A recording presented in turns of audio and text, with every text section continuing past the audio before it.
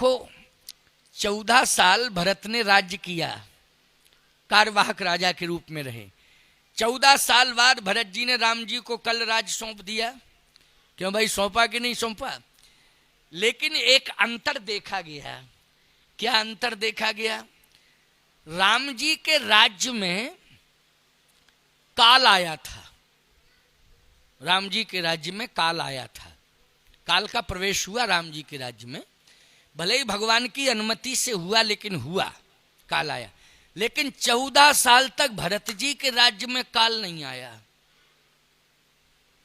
आप कहोगे ये क्या प्रमाण नहीं आया? जैसे कोई मरे ना तो क्या मानोगे, बोलो? जैसे 14 साल तक कोई मरे ही ना, कोई ना मरे, तो क्या मानोगे, बोलो? काल नहीं आया। यही मानोगे कि नहीं? काल नहीं आया।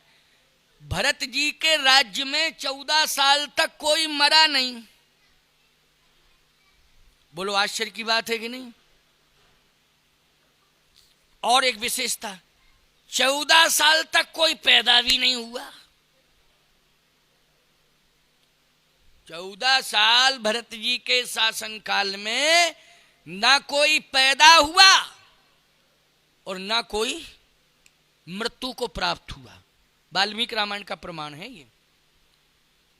इसका मतलब है कि हम एक बार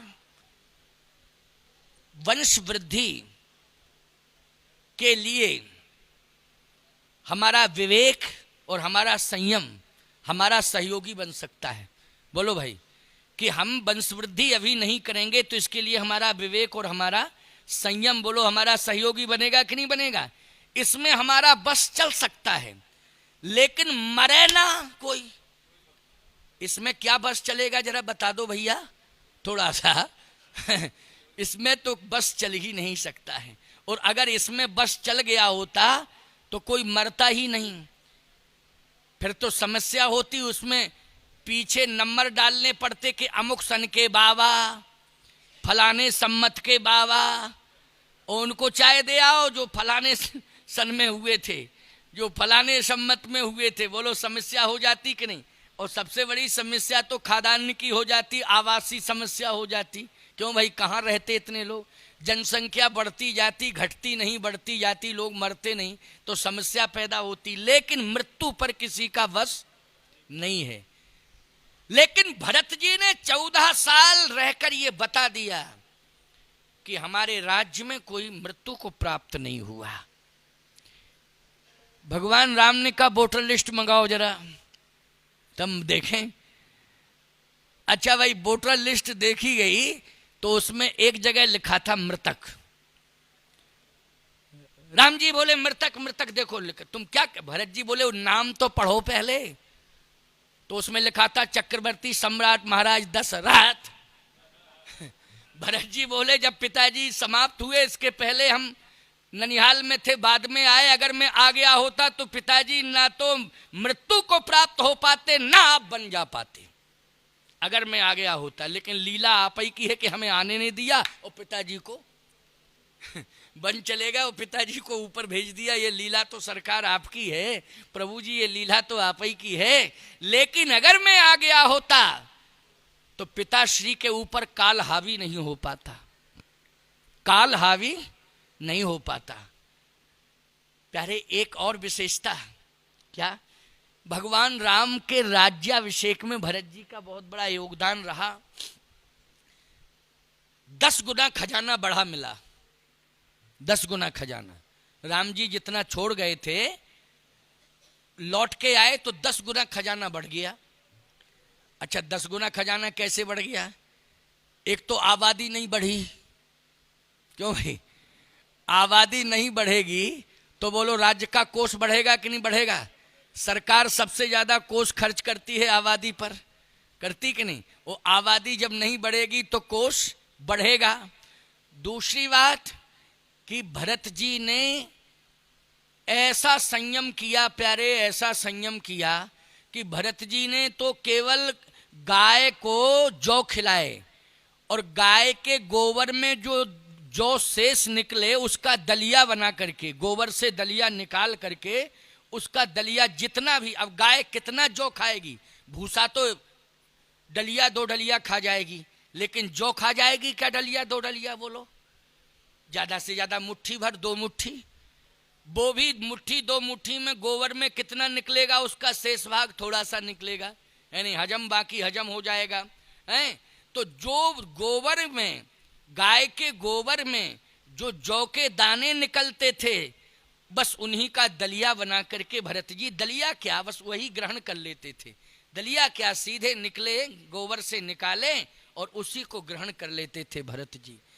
अयोध्या वासियों ने कहा, जब मेरा राजा इतना बड़ा नियंत्रण कर सकता है अपनी जवान पर, तो हम लोग भी संकल्प लेते हैं कि दोनों टाइम भोजन नहीं करेंगे, एक टाइम ही भोजन करके बिताएंगे। तो बोलो, एक टाइम का कोष जो भोजन का बचा वो जमा हुआ कि नहीं हुआ? बोलो, हुआ राजकोष में जमा कि नहीं? इस तरह से जनता ने सहयोग किया भरत के राज्य में। तो याद रखना, राम जी को राम राज्य का जो धरातल मिला वो मजबूत मिला कि नहीं मिला?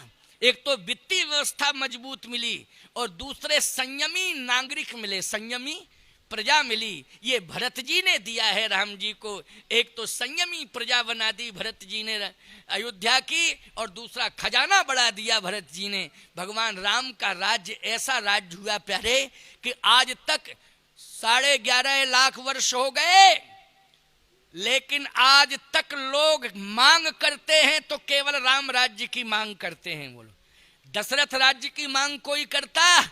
दिलीप राज्य की मांग कोई करता? नहीं करता। हरिश्चंद्र राज्य की मांग कोई करता? नहीं।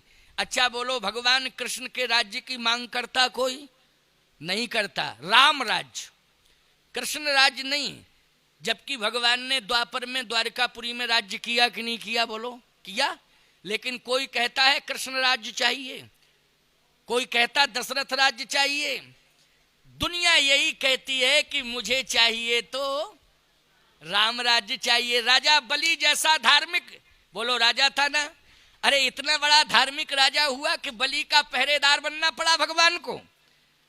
आज भी वो परंपरा का निर्वाह होता है। बोलो, भगवान 4 महीने के लिए पहरेदार बन के कहां चले जाते हैं? राजा बलि के यहां चले जाते हैं। देवसैनी को जाते हैं और देवोत्थानी को फिर आते हैं ना देवोत्थानी को। तो कल्पना करो, ऐसा धार्मिक राजा बलि कि जहां भगवान को पहरेदार बनना पड़ा, और आज तक भगवान पहरेदार बनता चला आ रहा है। बोलो, चला आ रहा है कि नहीं? पहरेदार नौकर होता है प्यारे, होता है कि नहीं होता है? बोलो, घर के बाहर कोई जाग रहा है तो कौन जाग रहा है? मालिक सोता है और नौकर जागता है। आज भगवान पहरेदार बनकर के पहरेदारी कर रहे हैं राजा बलि की। लेकिन कोई माई का लाल मुझे ये बता दे कि मांग कभी उठी हो कि मुझे राजा बलि जैसा राज्य चाहिए। बोलो, मांग हुई क्या? जब जब भी मांग उठी है भारत देश में, तब एक ही मांग उठी है कि मुझे राम राज्य चाहिए।